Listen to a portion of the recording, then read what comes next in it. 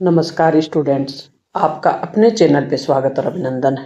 प्यारे विद्यार्थियों, आज हम शेखावाटी मिशन का इतिहास विषय का मॉडल पेपर कर रहे हैं। और प्यारे विद्यार्थियों, आपको बता दें, मॉडल पेपर फर्स्ट है वो डाला जा चुका है। अब मॉडल पेपर सेकंड आपके सामने होगा, तो हम मॉडल पेपर को हल करने वाले हैं।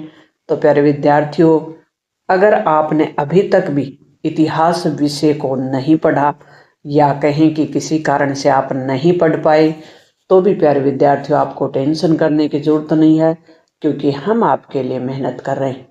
खंड ए लगा लें और आप सिर्फ अब पढ़ाई पे ध्यान दें, अपना समय मैनेजमेंट करें, आप अपने समय को बचा सकें, आपको पूरा कंटेंट एक ही जगह मिल सके, इसके लिए पूरा प्रयास किया गया है। तो इतना कंटेंट भी अगर आपने पढ़ लिया तो भी आप बहुत अच्छे मार्क्स ला सकते हो। आपके 18 प्रश्न होंगे, वो ऑब्जेक्टिव प्रश्न होंगे, 1 मार्क्स के होंगे। ऑब्जेक्टिव प्रश्न अबसद वाले होंगे। पहला प्रश्न हम हल करने वाले हैं। प्यारे विद्यार्थियों, पहला प्रश्न है अपना, हड़प्पा सभ्यता की सबसे विशिष्ट पुरा वस्तु कौन सी है?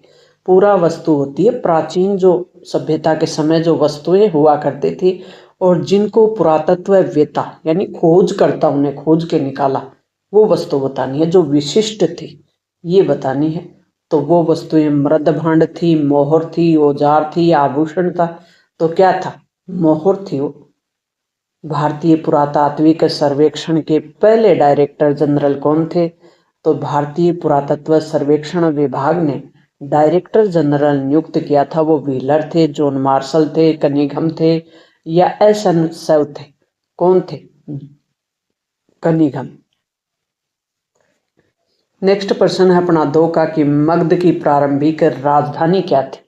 मगध एक शक्तिशाली गण वो हुआ करता था, महाजनपद। कहने का मतलब मगध एक शक्तिशाली महाजनपद हुआ करता था। पहले प्राचीन समय में 16 महाजनपदों का उल्लेख मिलता है। तो उन 16 महाजनपदों में से मगध की प्रारंभिक राजधानी क्या थी? तो पाटलिपुत्र थी, राजगृह या वाराणसी या चंपा? क्या थी? राजगृह। क्योंकि मगध की 2 राजधानियां रही हैं, प्रारंभिक पूछी गई है। पाटलिपुत्र भी हालांकि मगध की राजधानी रही है, लेकिन प्रारंभिक पूछी इसलिए हो गई राजगृह। किस प्रसिद्ध शासक ने स्वयं को अनूठा ब्राह्मण और साथ ही क्षत्रियों के दर्प करने वाला बताया था? कौन थे वो? वसीधिपुत्र श्री पुलवामी, समुद्रगुप्त, गौतमीपुत्र श्री सातकर्णी या अशोक? तो ये थे गौतमीपुत्र सातकर्णी। कैलाश नाथ मंदिर है वो कहाँ स्थित है? सोमनाथ में है, अजंता में है, सांची में है या नागपुर में है? तो कैलाश नाथ का मंदिर कहाँ है? अजंता में। जैन साधु साध्वी पालन करते थे, किस मार्ग का करते थे? अष्टांगिक मार्ग, मध्यम मार्ग? तो अष्टांगिक मार्ग और मध्य मार्ग तो आपको पता है बौद्ध धर्म से संबंधित है, तो जैन धर्म से संबंधित है पंच महाव्रत। मोहम्मद बिन तुगलक ने किस विदेशी यात्री को दिल्ली का काजी नियुक्त किया था? ये बताना है।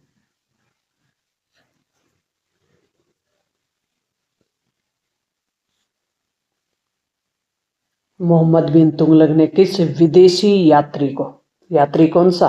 विदेशी। क्योंकि प्राचीन समय में राजाओं के समय राजा की रियासत हुआ करती थी और राजाओं की रियासतों में विदेशी यात्री आए और राजाओं की शासन प्रशासन व्यवस्था, भूमि संबंधी जो भी उनकी व्यवस्था हुआ करती थी, उनको देखने के लिए वो आते थे।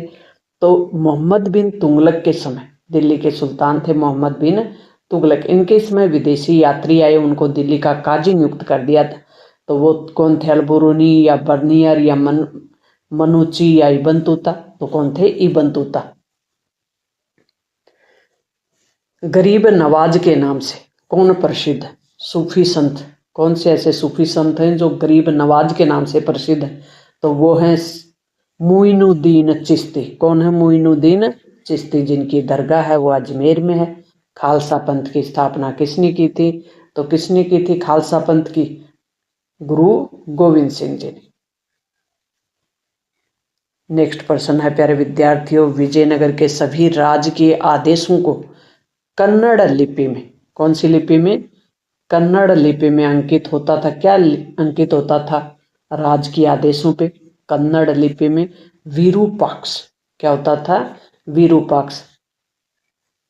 हम्पी को यूनेस्को ने विश्व पुरातत्व स्थल घोषित किया था। साल कौन सी थी वो?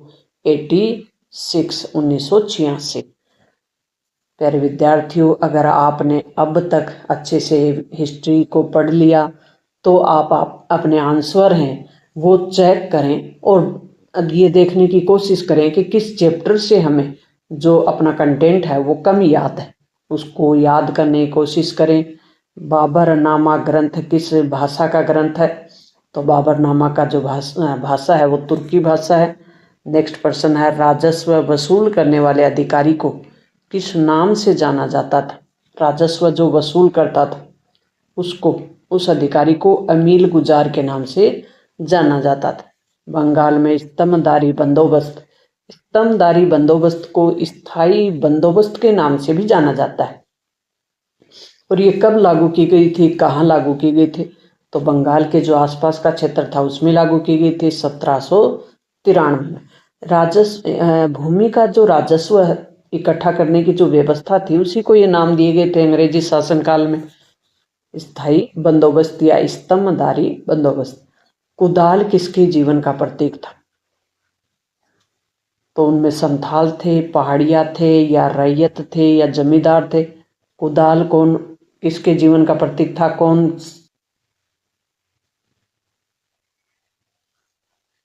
किसके जीवन के से प्रतीक था? संथाल या फिर पहाड़िया या रैयत या जमींदार? तो प्यारे विद्यार्थियों, कुदाल का संबंध था वो पहाड़िया लोगों के जीवन से था। व्यक्तिगत सिद्धांत या हड़प नीति किस वायसराय के समय से संबंध है? Lord Canning, Lord Wellesley, Lord Dalhousie या लॉर्ड रिपन? तो व्यक्तिगत सिद्धांत, व्यक्तिगत मतलब एक टाइप से हड़प नीति होती है, ये लॉर्ड डलहौजी से संबंधित थे। मुस्लिम लीग ने प्रत्यक्ष कार्यवाही दिवस का आह्वान कब किया था? वो समय क्या था? तो 16 अगस्त का समय था 1946 को। प्रत्यक्ष कार्यवाही दिवस किसने मनाया? मुस्लिम लीग ने। गांधी जी के राजनीतिक परामर्शदाता कौन होते थे? मोहम्मद अली जिन्ना या मोतीलाल नेहरू या गोपाल कृष्ण गोखले या लोकमान्य तिलक? गोपाल कृष्ण गोखले। कौन? महात्मा गांधी के राजनीतिक गुरु। नेक्स्ट हम रिक्त स्थानों की पूर्ति करेंगे। सुदर्शन झील का पुनर्निर्माण किसने करवाया? 5वीं शताब्दी ईस्वी के अभिलेख जो रेशम बुनकरों की एक श्रेणी का उल्लेख करते हैं। बौद्ध धर्म दर्शन के अनुसार विश्व क्या है? तो इनको हल करके प्यारे विद्यार्थियों आपको समझाने का प्रयास मैं करूंगी। सुदर्शन झील का पुनर्निर्माण रुद्रदामन ने करवाया था। 5वीं शताब्दी ईस्वी में मंदसौर अभिलेख में रेशम बुनकरों की एक श्रेणी का उल्लेख होता है। अब तक अपने दोस्तों के साथ शेयर नहीं किया तो उनको भी शेयर करें, आप भी पढ़ें और अपने दोस्त और रिश्तेदारों के पढ़ने में मदद करें। अपने क्लास के जो भी स्टूडेंट हैं उनको भी, साथियों को भी, आप दोस्त हैं उनको भी भेजें। बौद्ध दर्शन के अनुसार विश्व क्या है? अनित्य है। दान में दिया गया राजस्व क्या कहलाता है? अग्रहार कहलाता है। बर्नियर ने मुगलकालीन शहरों को शिवीनगर के नाम से एक नाम दिया था, शिवीनगर। दाहिन एको के सीमांकन के बाद संथालों की बस्तियां बड़ी तेजी से बढ़ी थी। दाहिन एको एक सीमांकन का प्रकार था। अति लघुत्रात्मक प्रश्नों में प्रश्न 1 से 6 हैं, अपने 1 से 12 हैं, 6 तो यहाँ यूं लिखा हुआ है। 1 मार्क्स का है प्रत्येक क्वेश्चन कि मिट्टी से बने हल का प्रतिरूप कहाँ से मिला? स्त्री धन किसे कहते हैं? पुरुष सूक्त कहाँ से लिया गया है? अलबरूनी का जन्म ताराबाद क्या था? इनको भी आपके लिए हल किया गया है। प्यारे विद्यार्थियों, अब हम इनको देखने वाले हैं। मिट्टी की हल का प्रतिरूप का जो सबूत है वो मिला है में हरियाणा के बनवाली से। स्त्री धन महिला को या लड़की को पिता द्वारा जो भौतिक संपत्ति मिलती है, किसके समय? विवाह के समय। ऐसे वैसे नहीं, सिर्फ विवाह के समय जो मिलता है उसको कहते हैं स्त्री धन। पुरुष सूक्त कहाँ से लिया गया है? तो ऋग्वेद के 10वें मंडल से। अलबरूनी का जन्म और कब और कहाँ हुआ था? तो 973 ईस्वी में उज्बेकिस्तान में। ताराबद क्या था? तो एक बाजार होता था। ताराबद बाबा फरीद की काव्य रचनाएं किस ग्रंथ में संकलित है? तो गुरु ग्रंथ साहिब में बाबा फरीद की रचनाएं। तो कौन से सूफी संत हैं वो जिनकी रचनाएं गुरु ग्रंथ साहिब में है? बाबा फरीद। जजिया क्या होता था? जजिया एक प्रकार का कर होता था। और कर कौन सा? धार्मिक कर। धर्म के नाम पर जो टैक्स लिया जाता था उसको कहा जाता था मुगल काल में जजिया कर। खेतीहर किसान जमीन की मिट्टी की पहचान कैसे करते थे? जमीन की हद मतलब सीमा। हद होती है सीमा। जमीन की सीमा कैसे नापते थे? तो जो खेतीहर यानी किसान खेती करते थे वो किसान क्या करते थे? हदों पर मिट्टी डाल देते, सीमा पर मिट्टी की एक दीवार सी बना देते थे। ईंट और कांटों की पहचान भी करने के लिए वहाँ ईंट डाल देते थे, पत्थर कांटे लगा देते थे। तो इस प्रकार से वो सीमा की पहचान बनाकर रखते थे। संथाल विद्रोह कब और किसके नेतृत्व में हुआ? तो 30 जून 1855 को हुआ। संथाल के जो नेता हैं सिद्धू मुर्मू और कान्हू मुर्मू। नेताओं का नाम क्या है? सिद्धू मुर्मू और कान्हू मुर्मू। प्यारे विद्यार्थियों, मैंने जो आपको पेपर हल करवाया इसमें से कितने पेपर आपके परीक्षा में आए और उसके आधार पे आपका कितना मोटिवेशन बढ़ा है, आपको कितना ये सहयोगफुल रहा, आपके लिए कंटेंट कितना हेल्पफुल रहा, तो ये आप कमेंट में ज़रूर बताएं। प्यारे विद्यार्थियों, असहयोग आंदोलन वापिस क्यों लिया गया? तो चोरा चोरी घटना हो जाती है। असहयोग आंदोलन के दौरान चोरा चोरी कहाँ था? उत्तर प्रदेश में। तो एक पुलिस थाने में आग लगा दी जाती है विद्रोहियों द्वारा, इसलिए ये घटना हिंसक हो गई थी, इसलिए गांधी जी ने इसे वापस ले लिया। शक्तिशाली केंद्र के पक्ष में कौन से सदस्य थे? तो संविधान निर्माताओं में से डॉक्टर भीमराव अंबेडकर, के एम मुंशी और अल्लादी कृष्ण स्वामी अय्यर ये शक्तिशाली केंद्र के पक्ष में थे कि भारत की संघीय व्यवस्था तो बनाए हम, लेकिन साथ ही अमेरिका वाला जैसा संघ नहीं बनाए। कैसा बनाए? कनाडा वाला जैसा। तो हमारी जो संघीय व्यवस्था है वो कनाडा के संविधान से ली गई है। तो हमारी संघीय व्यवस्था कनाडा के ज़्यादा नज़दीक है। इसमें केंद्र ज़्यादा शक्तिशाली है क्योंकि हमने भारत विभाजन देख लिया था 1947 में। लघुत्तरात्मक प्रश्न उत्तर सीमा 50 में लिखनी है। प्रत्येक अंक जो क्वेश्चन है वो 2 का होगा। मगध के शक्तिशाली महाजनपद के रूप में उदय के कारण बताने कि उन 16 महाजनपदों में से जो मगध है वो सबसे ज्यादा शक्तिशाली था। कारण क्या है? तो मगध के आसपास की जो भूमि थी, जितने में मगध का शासन था, वहां लोह की खानें बहुत थी। गंगा और उसकी सहायक नदियों की मिट्टी थी जो कि उपजाऊ थी। तो दो कारण पूछे हमें, 2 कारण बता सकते हैं। अशोक के धम्य और उसके जन कल्याणकारी जो अवधारणा है उसको बताना है। धम्य मतलब धर्म संबंधी जो भी नैतिक उनके विचार थे वो। तो अशोक के धर्म में कई कल्याणकारी कार्य शामिल थे, जैसे धर्मशाला बनाना, पेड़ लगाना, कुएं खुदवाना, पानी के स्रोत की व्यवस्था करना, ये सब उनके कार्यों में थे। और धर्म का प्रचार प्रसार के लिए भेजना। गोत्र प्रणाली के 2 नियम का उल्लेख करना है। प्राचीन समय में गोत्र प्रणाली में 2 नियम हुआ करते थे कि महिलाएं अपने गोत्र में शादी कर सकती, अपने गोत्र में शादी नहीं कर सकती, ये नियम था। यानी शादी करते टाइम अपने गोत्र का ध्यान रखें, अपने गोत्र में शादी नहीं करनी।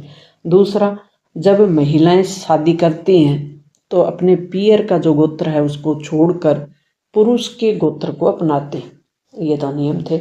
बर्नियर ने भूमि पर राज्य के स्वामित्व को राज्य और उसके निवासियों के लिए दोनों के लिए हानिकारक क्यों माना? बर्नियर कौन थे? विदेशी यात्री थे। उन्होंने भारत की शासन व्यवस्था, राजाओं के काम करने का तरीका, उनके भूमि, राज्य के स्वामित्व सब देखा। उन्होंने कहा कि इससे क्या होगा, कृषि का विनाश होगा, भूस्वामित्व में होगा, भूस्वामित्व है इसलिए किसानों का शोषण भी होता है इसमें और उत्पीड़न भी होता है। आप कह सकते हैं कि विजयनगर के प्रधानमंत्री राम राय द्वारा सुल्तानों के प्रति अपनाई गई नीति जोखिमपूर्ण थी। तो विजयनगर के जब प्रधानमंत्री राम राय थे तो उनकी द्वारा सुल्तान थे न सुल्तान, उनके प्रति जो नीति अपनाई गई वो जोखिमपूर्ण थी, क्योंकि वो एक दूसरे से जुड़कर उन्हें कमजोर करते थे, आपस में लड़वाते थे। तो विजयनगर में कृषि क्षेत्रों को किलेबंदी भूभाग में क्यों समाहित किया गया था? तो इसके पीछे था कि जो दुश्मन है उसकी अग्र पंक्ति को रोका जा सके। खुद काश्त और पाही काश्त किसानों में क्या अंतर था? तो खुद काश्त, खुद मतलब अपना, पाही मतलब दूसरे का। इससे आप की पॉइंट बना ले कि खुद मतलब खुद की भूमि पे काम करते थे यार, फसल उगाते थे, और पाही काश्त वो होते थे जो किसी किराए की जमीन लेते और फिर उस पे खेती करते। खुद काश्त को बाहर नहीं जाना पड़ता था, पाही काश्त को बाहर भी जाना पड़ सकता था। जोतदारों की स्थिति क्या थी और जमींदारों से किस प्रकार प्रभावशाली थे? तो जोतदार थे, उनकी स्थिति मजबूत थी। क्यों? क्योंकि वे बड़े बड़े स्वामित्व, भूमि के स्वामित्व रखते थे, स्थानीय बाजारों पे भी नियंत्रण रखते थे, जोतदार होते थे वो। 1857 के विद्रोह को कुचलने के लिए अंग्रेजों द्वारा उठाए गए 2 कदम बताने। तो 1857 के विद्रोह को कुचलने के लिए अंग्रेजों ने क्या किया? एक तो सैन्य बल बढ़ा दिया, बड़े स्तर पे सैन्य सेना को खड़ा कर दिया, मार्शल लॉ लागू कर दिया। दूसरा पॉइंट, आदिवासियों का प्रसिद्ध वक्ता कौन था? बिरसा मुंडा था। उसने किस बात पे बल दिया? उसने बल दिया कि जीवन भर जुल्म और शोषण के खिलाफ संघर्ष करने पे उन्होंने विशेष जोर दिया। बिरसा मुंडा ने किस पे जोर दिया? कि जीवन भर जुल्म और शोषण के खिलाफ मैं संघर्ष करता रहूं, लेकिन आदिवासियों के मसीहा के रूप में वो खड़े रहे। ये वो विवाह वाला है, गोत्र वाला। विवाह के बाद महिलाओं को पिता के गोत्र की जगह पति का गोत्र लेना पड़ेगा, अपनाना पड़ेगा। कहने का मतलब एक ही गोत्र के सदस्य आपस में शादी नहीं कर सकते, क्योंकि उस जगह जगह नहीं थी। प्यारे विद्यार्थियों, खंड स को हल करेंगे हम, और स में शब्द सीमा होगी 100। मोहनजोदड़ो एक नियोजित शहरी केंद्र था, व्याख्या कीजिए। तो मोहनजोदड़ो को जब हमने ये पीडीएफ सोल्व करवाई है, पूरी पीडीएफ सोल्व करवाई है, तब मोहनजोदड़ो की नियोजित केंद्रित जो व्यवस्था है उसको बताया हुआ है। 18वीं शताब्दी में हड़प्पा सभ्यता का अंत किन कारणों से हो गया? तो कुछ विचारकों ने माना है कि जलवायु परिवर्तन हो गया था, कुछ विचारकों ने माना है कि नदियां सूख गई थी, कुछ विचारकों ने माना है कि बाढ़ आ गई थी, कुछ विचारकों ने माना है कि वनों की कटाई बहुत ज़्यादा हो गई थी, और कुछ विचारकों ने ये भी माना है कि परिस्थितियां अनुकूल नहीं रही। कुछ विचारकों ने ये भी माना है कि जो नदी थी उसने अपना मार्ग बदल लिया था, सरस्वती नदी थी, उसने अपना मार्ग बदल लिया, इसलिए भी सभ्यता नष्ट हो गई थी। किस प्रकार मीरा ने जातिवादी समाज की रूढ़ियों का उल्लंघन किया था? तो मीरा ने इस प्रकार के भजन गाए जिससे प्रकट होता है कि वो जातिवादी समाज की रूढ़ियों का उल्लंघन किया अपनी भक्ति के माध्यम से। फिर मीरा ने क्या किया? मीरा ने अपने जो गुरु थे रविदास, उनको गुरु बनाया। उससे भी प्रकट होता है कि जातिवादी समाज की रूढ़ियों का उन्होंने उल्लंघन किया। नेक्स्ट प्रश्न, 1857 की क्रांति के लिए उत्तरदायी प्रमुख राजनीतिक कारण बताने। कौन कौन से कारण थे 1857 की क्रांति के? तो सहायक संधि प्रणाली हुई एक, तो उसमें क्या हुआ? भारतीय राज्यों पे नियंत्रण किया गया। हड़प नीति थी, व्यपगत नीति थी लॉर्ड डलहौजी की, और इसके द्वारा भारतीय राज्यों पर को हड़पा और राजनीतिक नियंत्रण भी स्थापित किया। संविधान सभा के ऐसे 2 महत्वपूर्ण अभिलक्षणों का उल्लेख करना है जिस पर संविधान में काफी हद तक सहमति थी। तो एक तो था सहमति वाला पॉइंट कि सार्वभौमिक वयस्क मताधिकार, यानी 18 वर्ष से ऊपर का हर भारतीय नागरिक मत देने का अधिकारी है। उस समय 21 वर्ष रखी थी, बाद में संविधान संशोधन द्वारा 18 कर दी। लेकिन जाति, धर्म, लिंग, वंश के आधार पर गोरा हो, काला हो, किसी भी प्रकार का तो उसे वोट से नहीं रोका जा सकता। यानी मत देने का अधिकार उसे कहते हैं सार्वभौमिक मताधिकार। स्वतंत्रता और समानता का अधिकार सभी को मिले, इस पे भी सबकी सहमति हो गई थी। नेक्स्ट खंड द होगा और द में पर क्वेश्चन 4 मार्क्स का होगा। प्यारे विद्यार्थियों, अब तक भी अपने दोस्तों के साथ शेयर नहीं किया हो तो शेयर कर दें, खुद भी पढ़ें, टेंशन फ्री होके पढ़ें। जितना आप टेंशन फ्री रहेंगे उतना ही आप अपने आप को सक्सेस कर पाएंगे, अपने करियर का, अपने भविष्य का निर्माण कर पाएंगे। जैन धर्म की प्रमुख शिक्षाओं को संक्षेप में लिखना। जैन धर्म जीवो और जीने दो के सिद्धांत पे कार्य करता है। जैन धर्म अहिंसा, सत्य, असत्य, अपरिग्रह और ब्रह्मचर्य का पालन करता है। तो इनको आप अच्छे से विस्तार से कर सकते हैं। सांची के स्तूप के संरक्षण में भोपाल की बेगमों की महत्वपूर्ण भूमिका रही। सांची का स्तूप बचाने में जो महिला शासिका रही हैं उन्होंने महत्वपूर्ण भूमिका निभाई। असहयोग आंदोलन एक प्रकार का प्रतिरोध कैसे था, उल्लेख कीजिए। नमक यात्रा के परिणाम स्वरूप अंग्रेजों के साथ संवादों की समीक्षा कीजिए। इसमें क्या है कि नमक यात्रा असहयोग आंदोलन वाले में गांधी जी का असहयोग आंदोलन बताना जो 2020 में शुरू हुआ, 1920 में शुरू हुआ। और ये विरोध किस प्रकार से हुआ, रोलट एक्ट पारित कर दिया था ब्रिटिश सरकार ने, जिसमें किसी भी भारतीय को बिना कोई सूचना दिए गिरफ्तार किया जा सकता था। और रोलट एक्ट के साथ उसी समय जलियांवाला बाग हत्याकांड भी हुआ था। उससे पहले गांधी जी ब्रिटिश सरकार का समर्थन करते थे, लेकिन अब इन दो घटनाओं के बाद गांधी जी ने सोच लिया था कि ब्रिटिश सरकार का हम सहयोग नहीं करें तो ही अच्छा है, क्योंकि हमारे सहयोग से ही ये सरकार चल रही है। तो अब असहयोग शुरू कर देते हैं और असहयोग आंदोलन है उसको चोरा चोरी घटना के कारण स्थगित गांधी जी को करना पड़ता है। तो स्थगित करते हैं तो गांधी जी का विरोध भी होता है। ये तो था असहयोग। नमक यात्रा क्या थी, 1930 में 78 साथियों के साथ 240 किलोमीटर की गांधी जी साबरमती आश्रम से शुरू करके कहाँ पहुंच जाते, दांडी तट। और वहां पे नमक पर जो टैक्स लगाया गया था अंग्रेजी सरकार द्वारा, नमक जो कि एक साधारण सी चीज़ है और सभी गरीब हो अमीर हो सभी के काम की होती है, तो इस पे टैक्स लगाने का विरोध कर रहे थे गांधी जी कि ये बहुत ही छोटी मानसिकता वाला काम अंग्रेजी सरकार ने किया है, तो इसका विरोध किया गया।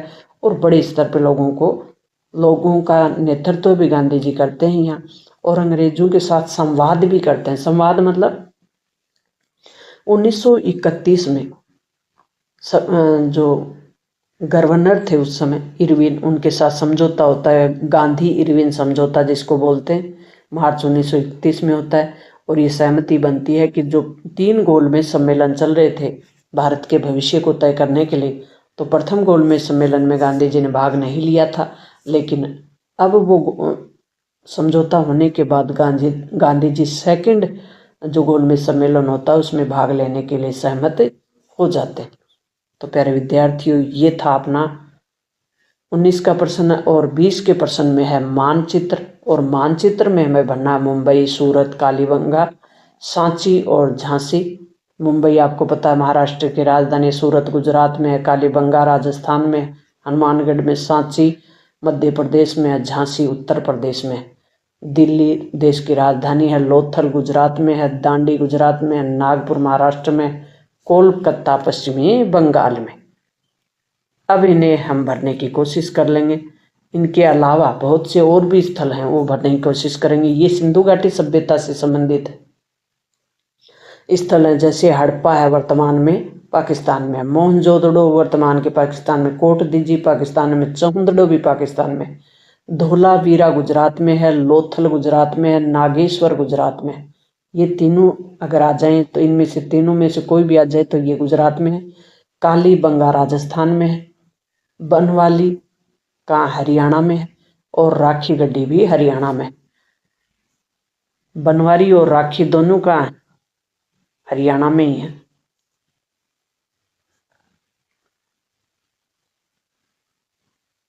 अब हम भरेंगे बौद्ध स्थल से संबंधित जो भी महत्वपूर्ण स्थल हैं, जैसे श्रावस्ती है उत्तर प्रदेश में, लुम्बिनी वर्तमान के उत्तर प्रदेश का वो स्थल जो नेपाल बॉर्डर पे है, तो अभी नेपाल में ही है। कपिलवस्तु भी इधर ही है। कुशीनगर उत्तर प्रदेश में, सारनाथ उत्तर प्रदेश में, बोध गया बिहार में है, और सांची कहाँ है? मध्य प्रदेश में। नासिक महाराष्ट्र में, अजंता भी महाराष्ट्र में। भरूच कहाँ है? मध्य प्रदेश में है। अमरावती आंध्र प्रदेश की राजधानी है, और नागार्जुनकोंडा कहाँ है? आंध्र प्रदेश में। राष्ट्रीय आंदोलन से संबंधित प्रमुख स्थल देख लेते हैं प्यारे विद्यार्थियों, और इनमें देख सकते हैं अपन लाहौर कहाँ है? वर्तमान के पाकिस्तान में, और अमृतसर पंजाब में। पंजाब राजस्थान, ये राजस्थान है, और राजस्थान का मैप अगर आपको ध्यान में है तो इसके आसपास के राज्यों को भी आप जानते होंगे। अमृतसर कहाँ है? पंजाब में है। मेरठ कहाँ है? उत्तर प्रदेश में, और बरेली उत्तर प्रदेश में। आगरा उत्तर प्रदेश में। कानपुर कहाँ है? उत्तर प्रदेश में। चौरा चौरी भी कहाँ है? उत्तर प्रदेश में। चंपारण बिहार में है। बनारस उत्तर प्रदेश में। साबरमती गुजरात में है। खेड़ा गुजरात में है। बारदोली कहाँ है? गुजरात में है। दांडी भी गुजरात में है। वर्धा महाराष्ट्र में है। मुंबई महाराष्ट्र में है। पूना महाराष्ट्र में है, और सतारा भी महाराष्ट्र में। कटक उड़ीसा में है। तो बहुत कम समय में और आप तक ये मॉडल पेपर हल करके पहुंचाने का प्रयास किया प्यारे विद्यार्थियों। अगर आपको अच्छे से समझ में आ गया तो कमेंट बॉक्स में ज़रूर बताएं, और अगर कहीं दिक्कत आई हो तो भी बताएं। आपकी पूरी मदद करने का प्रयास किया जाएगा। ये पूरा जो सिस्टम है, या कहीं की पूरी मेहनत है प्यारे विद्यार्थियों, आपके लिए की जा रही है, और आपसे कोई चार्ज नहीं है। पूरी PDF फ्री है। PDF को सरल और सहज समझाने का काम भी फ्री है। Thanks, all the best.